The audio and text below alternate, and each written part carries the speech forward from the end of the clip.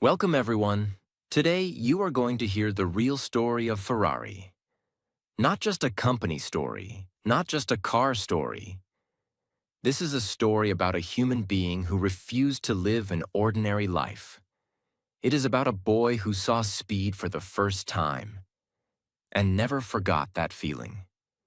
It is about sacrifice, failure, pride, discipline, loss, and obsession.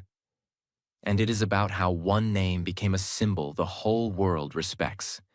And yes, this story will improve your English too. Because I'm going to tell it in very clear, simple English, step by step, like a movie.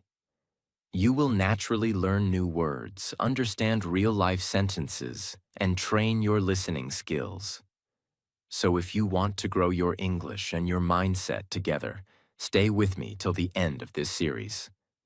And before we start, subscribe to our channel. Because on this channel, we don't just tell stories. We build confidence. We build discipline. We build English. And we build a stronger mind. Part 1. The Boy Who Fell in Love with Speed. Italy, early 1900s. This was not the Italy you see today. Life was simple, but hard. Most families were not rich. Work was physical. Days were long. Dreams were small because survival was the main goal. In this world, a boy was born who did not want a small life. His name was Enzo Ferrari. He was born in a small city called Modena. His family was not famous. They were not powerful. They were normal people.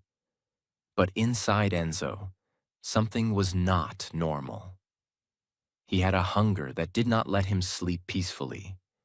Even as a child, Enzo was not the kind of boy who was satisfied with good enough.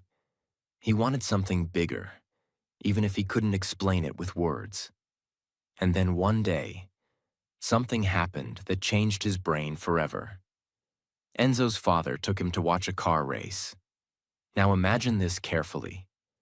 Enzo is just a small boy. He stands in the crowd. People around him are shouting. There is dust in the air. The ground shakes a little. And then the cars come. Fast, loud, dangerous. The sound is not like music. It is like a wild animal running through the street. The smell is strong. The wind hits his face. Everyone screams when the cars pass. In that moment, the boy does not just watch racing. He feels it inside his body. And something inside him wakes up. He understands one big truth for the first time. Some people are born to live quietly. But some people are born to chase something bigger.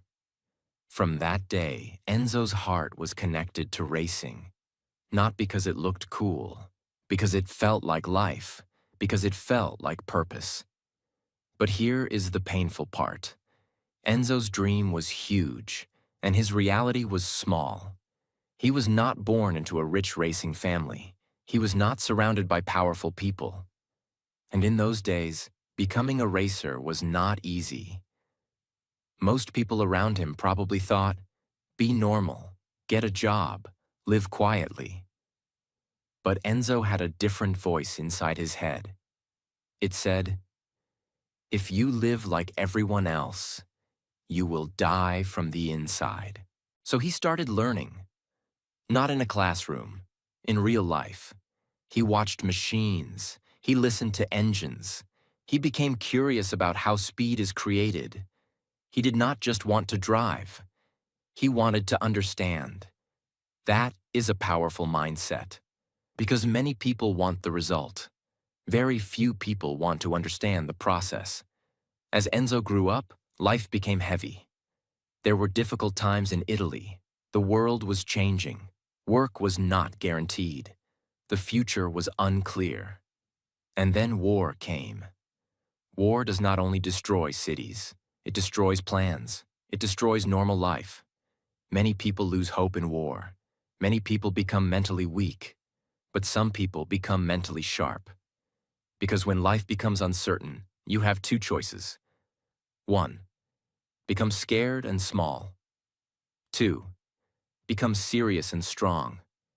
Enzo became serious, and then tragedy hit him personally. His father died. His brother died.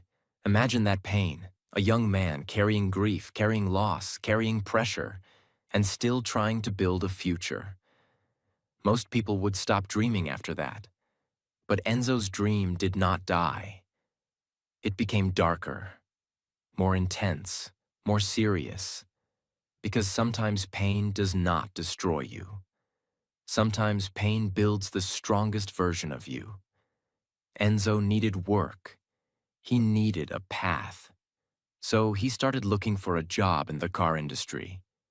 And when he finally got a chance, he took it seriously. He began working with cars in different ways, learning how things work, learning the world, learning how people think, learning how machines survive pressure. And slowly he moved closer to his real goal, racing. Not as a fantasy, as real life. Enzo eventually became a racing driver. Enzo was not a perfect driver. He was not the greatest champion behind the wheel, and that could have broken him. Because many people think, if I'm not the best, I should quit. But Enzo thought differently. He realized something deep. Maybe his real gift was not only driving. Maybe his real gift was building something bigger than himself. A team, a system, a culture, a legacy. This is where Ferrari truly begins. Not with a car, with a mindset shift. By the time Enzo reached his 20s, he had already learned 3 powerful truths. 1. Life will not give you an easy start. 2. Pain will come, even when you don't deserve it. 3. If you still keep moving forward, you become dangerous. In a good way. And Enzo kept moving. He started stepping deeper into the racing world, not only as a driver, but as someone who understood the bigger picture. He observed everything. How races are won, how teams are built, how machines are improved, how drivers break under pressure, how discipline creates victory. And without knowing it, he was preparing to create something that the world would never forget. Part 2. The man who stopped driving and started building a legend. Enzo Ferrari was no longer just a young dreamer. He had pain behind him. He had experience inside him. And he had fire in his chest. He had raced. He had seen victory. He had seen failure. And slowly, he understood something very important. He was not meant to be remembered as a driver. He was meant to be remembered as a creator. This is a powerful moment in any person's life. When you realize, I am not just here to participate. I am here to build something. That realization changed Enzo forever. Enzo continued working in the racing world and became deeply connected with Alfa Romeo, one of Italy's major car manufacturers at the time. He did not just sit in the car anymore. He organized teams. He selected drivers. He studied machines. He improved performance. He started thinking bigger. Instead of asking, how can I win? He started asking, how can we win? That small change in thinking is what separates workers from leaders, and Enzo was becoming a leader. He was serious, strict, demanding. If a mechanic was careless, he noticed. If a driver was mentally weak, he noticed. If a car lacked power, he demanded improvement. He believed one thing very strongly. Racing is not about luck. Racing is about preparation. And this mindset became the foundation of Ferrari. In 1929, Enzo created something that would change history. He founded a racing team called Scuderia Ferrari. At this time, Ferrari was not yet building its own cars.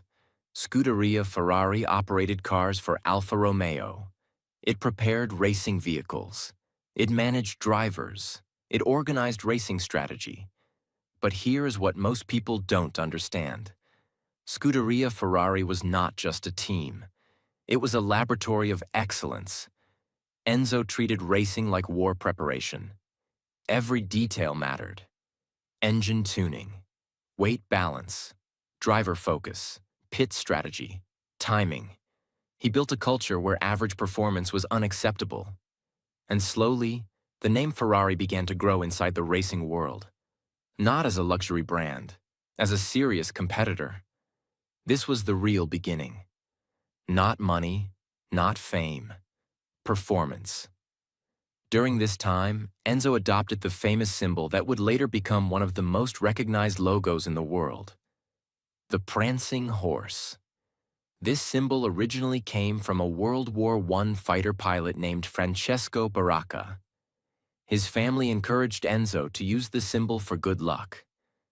Enzo added the yellow background, the color of Modena, his hometown.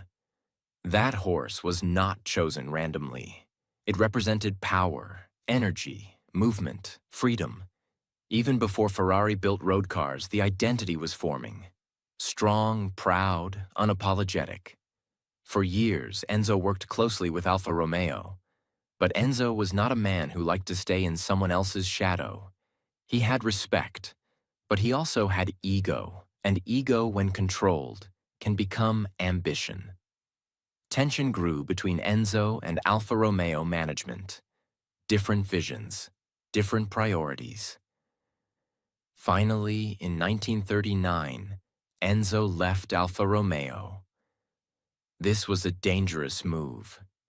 He was leaving security. He was leaving stability.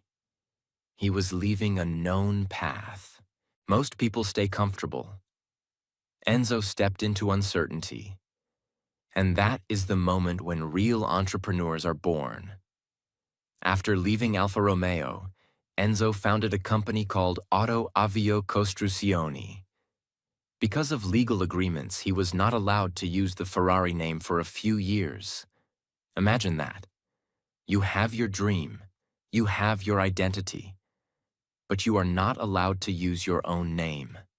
Many people would feel insulted. Many people would feel defeated. But Enzo stayed patient. He knew something powerful. If your work is strong enough, your name will not matter. Your results will speak. In 1940, his company built its first car, the Auto Avio Costruzioni 815. It competed in a race. This was not yet officially called a Ferrari, but spiritually, it was. It carried Enzo's vision, his discipline, his obsession. However, history interrupted again. World War II intensified. Racing stopped. Factories were affected. Italy faced serious challenges. Enzo moved operations to Maranello, a small town that would later become the heart of Ferrari. This move was extremely important. Maranello became more than a factory location. It became sacred ground. Even today, Maranello is the emotional center of Ferrari. During the war, production slowed. Factories were damaged. Resources were limited. But Enzo did not quit. He adjusted production. He focused on survival. He prepared silently. This period built Ferrari's mental toughness. Because building during good times is easy. Building during crisis creates legends. After the war ended, Enzo could finally use his own name. And in 1947, the first official Ferrari car was born. The Ferrari 125S. It had a V12 engine. Why V12? Because Enzo believed in power, balance, and engineering excellence. The car debuted in May 1947. Did it win immediately? No. The first race ended in mechanical failure. And here comes a very important moment. Many companies would feel embarrassed. Many leaders would panic. Enzo called it a promising failure. Think about that phrase. Promising failure. That is the mindset of greatness. He did not see defeat. He saw potential. Soon after, the 125S began winning races. And when Ferrari started winning, something changed in the racing world. The name Ferrari began to carry weight. people started saying it with respect. Now understand this clearly. Ferrari was never built to be a mass-market car. It was built to dominate racing. Road cars were later created mainly to fund racing activities. Enzo's priority was always the track. Victory, competition, proof. He believed racing improves engineering. If a car can survive the track, it can survive anything. That philosophy shaped everything. Every Ferrari road car carried racing DNA. Speed, precision, aggression. Enzo was not soft. He was emotionally intense. He expected perfection. Drivers feared him. Engineers respected him. He rarely showed weakness. He believed that emotion must be controlled in business. This personality helped Ferrari grow. But it also created tension. Because greatness often comes with pressure. And Enzo applied pressure constantly. Ferrari was no longer just an idea. It was no longer just a racing team in Italy. It was now a name that had tasted victory. But Enzo Ferrari was not satisfied with small victories. He did not want to be strong only in local races. He wanted Ferrari to stand on the biggest stage in the world. And that stage was Formula One. In 1950, the Formula One World Championship officially began. This was not just another racing event. This was the highest level of motorsport. The fastest drivers, the most advanced machines, the most intense pressure. And Ferrari was there from the very beginning. Ferrari is the only team that has competed in Formula One continuously since the first championship in 1950. Think about that. Many teams came and disappeared. Many brands failed. Many companies gave up. Ferrari stayed, year after year, win or lose. That consistency built respect. At first, Ferrari had to fight hard. The competition was fierce. Other manufacturers were strong. Mistakes were expensive. But Enzo believed in long-term dominance. And in 1952, Ferrari won its first Formula One World Championship with driver Alberto Ascari. That victory was not just a trophy. It was proof. Proof that Ferrari belonged at the top. And once Ferrari reached the top, it did not want to come down. For Enzo Ferrari, racing was not marketing. It was personal. When Ferrari won, he felt alive. When Ferrari lost, he felt angry. He studied every defeat. He questioned every engineer. He demanded improvement. His standards were extreme, but extreme standards create extraordinary results. Ferrari became known for powerful engines, especially its V12 designs. The sound of a Ferrari engine became emotional. It was not just mechanical noise. It was passion. It was pride. It was Italian fire. But racing in the 1950s and 1960s was extremely dangerous. Cars were fast, but safety was limited. Drivers risked their lives every time they stepped into the cockpit. Ferrari experienced victories, but Ferrari also experienced tragedy. Some drivers lost their lives. Accidents happened. Families suffered. These moments affected Enzo deeply, but he rarely showed emotion publicly. He believed racing required courage. He believed drivers understood the risks. This period built Ferrari's reputation as fearless. Ferrari was not safe. Ferrari was intense. And intensity attracted legends. Now the story becomes dramatic. In the early 1960s, Ferrari faced financial pressure. Racing was expensive. Building road cars helped fund racing, but it was not always enough. At this time, Ford Motor Company from America approached Ferrari. Ford wanted to buy Ferrari. Negotiations began. For Enzo, this was complicated. Selling could bring stability, but selling could also mean losing control. Talks continued. Everything seemed close to agreement. But then something happened. Enzo realized that under the deal, Ford would control Ferrari's racing decisions. That was unacceptable. Racing was his soul. So, at the last moment, Enzo walked away. He refused the deal. Ford was furious. Henry Ford II felt insulted. And from that moment, a rivalry was born. Ford decided to defeat Ferrari at the 24 Hours of Le Mans. And in 1966, Ford's GT40 defeated Ferrari. For Ferrari, this loss was painful. But here is the powerful lesson. When pride is attacked, true competitors grow stronger. Ferrari did not disappear. Ferrari rebuilt. Ferrari fought back. While racing continued, Ferrari's road cars became more and more iconic. Cars like the 250 series became famous for both beauty and performance. Ferrari was not producing thousands of cars. Production was limited. Exclusivity became part of the brand. Owning a Ferrari meant something special. It meant you valued performance over comfort. It meant you understood speed. It meant you appreciated engineering as art. Ferrari cars were not easy to drive. They demanded respect. And that is why they were loved. Enzo was not a simple man. He was private, serious, intense. He often wore dark glasses.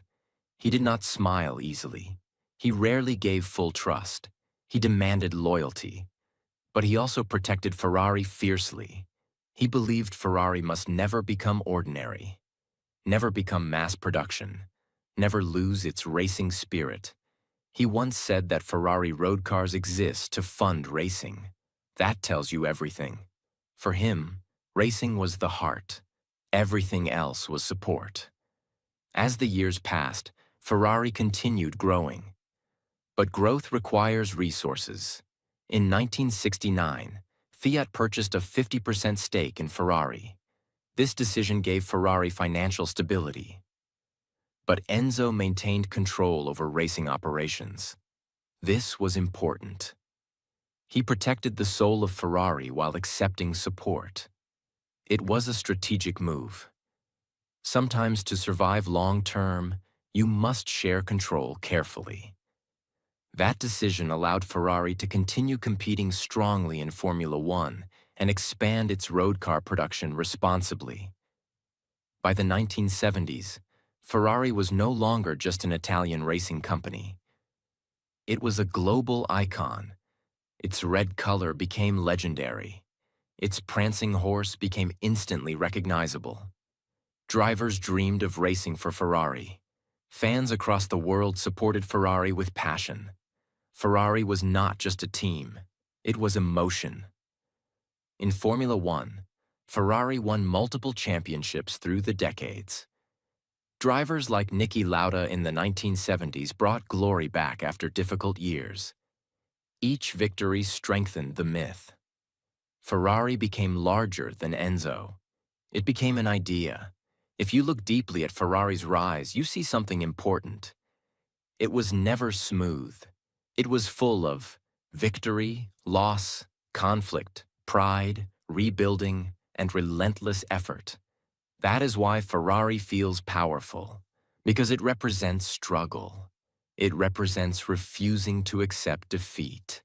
It represents protecting identity at all costs. Part 3. When the founder grew old, but the fire refused to die.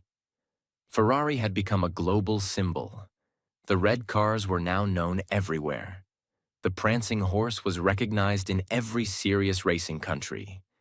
The name Ferrari meant speed, pride, and intensity.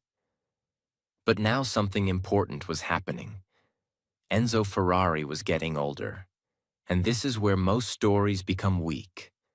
Because many companies are strong only when their founder is strong. When the founder ages, the company becomes confused. But Ferrari was different. Because Ferrari was never just Enzo's business. It was his obsession. And obsessions do not die easily. The 1970s were not smooth years. Ferrari had glory, but it also had chaos. Formula One became more technical. Cars became faster. Safety improved slowly, but racing was still dangerous. In 1976, something dramatic happened. Ferrari driver Niki Lauda had a terrifying accident at the Nürburgring. His car caught fire. He was trapped inside. He suffered severe burns. Many people believed his career was over. But here is what made Ferrari different. Niki Lauda returned to racing just weeks later. Burned, bandaged, still recovering. That comeback became one of the most powerful stories in sports history, and Ferrari stood behind him. This showed the world something. Ferrari does not quit when things get hard. Ferrari fights back. That spirit made the brand even stronger. But while Ferrari was winning and fighting, Enzo Ferrari was carrying something heavy inside. His son, Alfredo Ferrari, known as Dino, had died years earlier due to illness. Dino was very important to Enzo. He was not just a son. He was hope. He was the future. After Dino's death, Enzo became more silent, more serious, more intense. Some people say that after losing his son, Ferrari became even more focused on building a legacy. It was as if he wanted the Ferrari name to live forever, because part of his own bloodline could not. Ferrari even named one of its famous engine lines after Dino. That shows you something important. Behind every powerful brand, there is emotion. Behind every strong leader, there is pain. The 1980s arrived. The world was changing. Technology was evolving rapidly. Turbo engines entered Formula One. Aerodynamics became more important. Electronics started influencing performance. Ferrari had to adapt. And adaptation is not easy for a company built on tradition. Many companies fail because they refuse to change. Ferrari had to balance two things: tradition, innovation. Keep the racing spirit, but embrace new engineering. This period was not always easy. Ferrari experienced seasons of struggle in Formula One. Other teams became strong. Competition increased. But Ferrari never disappeared. That is the key. They may fall, but they do not leave. Then came 1988. Enzo Ferrari passed away at the age of 90. For decades, he had been the heart of Ferrari. The strict leader, the silent observer, the man with dark glasses. When he died, many people wondered, can Ferrari survive without Enzo? Because sometimes a company is so connected to one person that it cannot breathe without him. But something powerful happened. Just weeks after Enzo's death, Ferrari achieved an emotional victory at the Italian Grand Prix in Monza. It was as if the team wanted to say, "We are still here. We will continue." That moment proved something very important. Ferrari was no longer just Enzo's dream. It had become bigger than him. It had become an institution. The 1990s were challenging for Ferrari. Formula One competition was fierce. Ferrari struggled to dominate. But Ferrari made a strategic decision that changed everything. They brought in strong leadership and engineering talent. And then, in 1996, something historic happened. Michael Schumacher joined Ferrari. At that time, Ferrari had not won a driver's championship for many years. Schumacher was determined, focused, disciplined. Together with Ferrari, he built one of the most dominant eras in Formula One history. From 2000 to 2004, Ferrari won multiple championships in a row. The world saw something incredible. Red cars leading race after race. Podiums filled with Ferrari celebration. Perfection on track. This era restored Ferrari's dominance. It proved that Ferrari could rebuild, even decades after its founder's death. That is not luck. That is culture. While racing success returned, Ferrari road cars evolved too. Models became more powerful, more refined, more advanced. But Ferrari never became mass production. Unlike many car companies that focus on volume, Ferrari focused on exclusivity, limited production, careful customer selection, strong brand control. Owning a Ferrari was not just buying a car, it was entering a world of heritage, racing history, and emotional identity. Ferrari understood something very powerful about business. Scarcity increases value. When something is not easily available, it becomes special. And Ferrari protected that carefully. In 2015, Ferrari became publicly traded as an independent company after separating from Fiat Chrysler. This was another important transformation. Ferrari was now standing financially on its own in global markets. And yet, it did not lose its identity. Production numbers remained limited. The racing team continued. The prancing horse remained strong.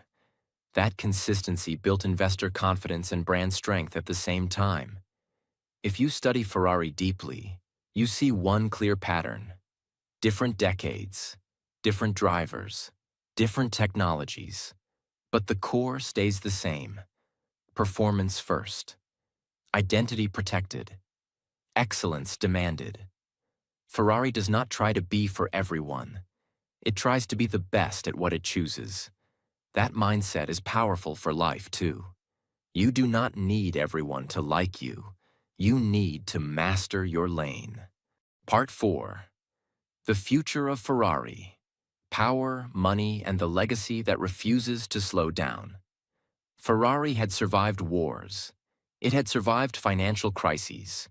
It had survived the death of Enzo Ferrari. It had rebuilt itself in Formula One. It had dominated with Michael Schumacher. It had protected its identity. Now the world was changing again. And this time, the challenge was bigger than racing.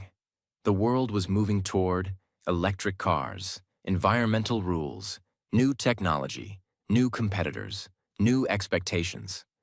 The question was simple. Can a brand built on loud engines and burning fuel survive in a quiet electric future? Many people doubted. But Ferrari does not panic. Ferrari adapts, slowly, carefully, strategically. Ferrari understood something very important. It is not just a car company. It is a luxury performance brand. And luxury is not about volume. It is about control. Ferrari produces a limited number of cars every year, even though demand is much higher. Why? Because Ferrari believes in scarcity. If everyone can have it, it is not special. Ferrari protects exclusivity like a treasure. This is a powerful business lesson. Value is not created by selling more. Value is created by controlling supply and protecting identity. Many traditional car companies were forced into electric technology. Ferrari moved carefully. First, it introduced hybrid supercars like the LaFerrari. Then more advanced hybrid systems appeared in newer models. Ferrari announced that it is working on its first fully electric Ferrari. Now imagine how difficult that is. A brand famous for engine sound must now design silence. But Ferrari does not just remove sound. It redesigns emotion. Because Ferrari knows something very important. People do not buy Ferrari for transportation. They buy Ferrari for feeling. That feeling must continue, even if the engine changes. Now let's talk about something powerful. Ferrari is not just emotionally strong, it is financially strong. Ferrari is one of the most profitable car companies in the world, even though it produces far fewer cars than mass brands. How is that possible? Because Ferrari focuses on high margins. The price of a new Ferrari today typically starts around $250,000 to $300,000. Many models easily go above $400,000. Limited edition models can reach over $1 million. Special hypercars like the LaFerrari originally sold for over $1 million. And today, in resale markets, some Ferraris sell for several $1 million. Some rare classic Ferrari models have sold at auctions for over $50 million. That is not just car money. That is art-level money. Ferrari understood something that many businesses never learn. If you build excellence consistently, your product becomes collectible. Ferrari today is more than a manufacturer. It is a lifestyle brand. It has merchandise, theme parks, museums, exclusive events, VIP experiences. Ferrari World in Abu Dhabi attracts visitors from all over the world. The Ferrari museums in Italy tell the story of Enzo, the racing victories, the evolution of engineering. This expands the emotional connection, because Ferrari understands something very powerful. A brand must live in people's imagination, not only in their garage. Now let's step back. Look at the full journey. A boy watches a race. He feels something. He refuses to let that feeling die. He builds a racing team. He leaves comfort. He faces war. He builds his own company. He fights Ford. He loses drivers. He loses his son. He ages. He dies. But the company continues. Ferrari becomes global. It becomes profitable. It becomes iconic. It adapts to technology. It moves toward electric. It protects its identity. And today, Ferrari is not just a car brand. It is a symbol of discipline, excellence, control, identity, long-term thinking. Ferrari teaches one powerful truth. If you protect your standards, your name becomes valuable. If you lower your standards, your name becomes cheap. Enzo Ferrari did not chase volume. He chased greatness, and greatness built value. You may never build a supercar. You may never own a Ferrari. But you can apply the Ferrari mindset. Be limited in what you accept. Be selective about your standards. Protect your identity. Do not try to please everyone. Do not try to be cheap. Build something so strong that people respect it. Ferrari took more than 70 years to become what it is today. That is not luck. That is consistency. And while listening to this full story, you did something powerful too. You practiced English for a long time. You followed history in simple language. You learned business ideas, emotional lessons, and vocabulary naturally. That is how real English improvement happens, through stories. So here are 5 motivational and inspirational lessons from the Ferrari journey, explained in very simple, clear English. 1. Protect your standards. Like Ferrari protects its brand. Ferrari never tried to please everyone. It never tried to become cheap. It never tried to become common. It never tried to compete with normal car companies. It stayed rare. It stayed selective. It stayed premium. That is why it became powerful. Many people destroy their own value because they lower their standards. They accept anything. They say yes to everyone. They try to fit everywhere. But Ferrari teaches us, if you protect your standards, your value increases. If you protect your identity, people respect you. In life, do not try to be everywhere. Be excellent somewhere. 2. Pain can build power. Enzo Ferrari lost his father. He lost his brother. He lost his son. He saw drivers die in racing accidents. He faced financial pressure. He faced rejection. He could have broken. But he became sharper. Pain did not destroy him. Pain built him. Many people stop when life becomes difficult. But Ferrari teaches, your hardest moments can become your strongest foundation. Do not run from pain. Use it. Let it make you serious. Let it make you disciplined. Let it make you focused. 3. Consistency creates immortality. Ferrari has been in Formula One since 1950. Decade after decade, win or lose, they stayed. That consistency built respect. Success is not one victory. Success is staying in the game long enough to become legendary. Many people quit too early. They start something. They fail once. They stop. Ferrari teaches, stay. Even when it's hard. Even when you lose. Even when others doubt you. Consistency is more powerful than talent. 4. Scarcity creates value. Ferrari produces limited cars, even though demand is high. Because when something is rare, it becomes valuable. This applies to life too. Your time is valuable when you don't waste it. Your words are powerful when you don't talk too much. Your energy is respected when you don't give it to everyone. Do not make yourself cheap by being available for everything. Protect your time. Protect your focus. Protect your energy. That is how you increase your value. 5. Build something bigger than yourself. Enzo Ferrari died in 1988. But Ferrari did not die. Because he built a system, a culture, a standard, a legacy. That is the highest level of success. Not just earning money, not just becoming famous, but building something that continues after you are gone. In your own life, ask yourself, are you building something that will last? Are you building habits, skills, character, impact? Because true greatness is not about attention. It is about longevity. The Ferrari story is not about cars. It is about refusing to live small. It is about protecting your identity. It is about staying consistent when others quit. It is about turning pain into power. It is about choosing excellence over comfort. Ferrari did not become legendary overnight. It took decades of discipline, decades of pressure, decades of focus.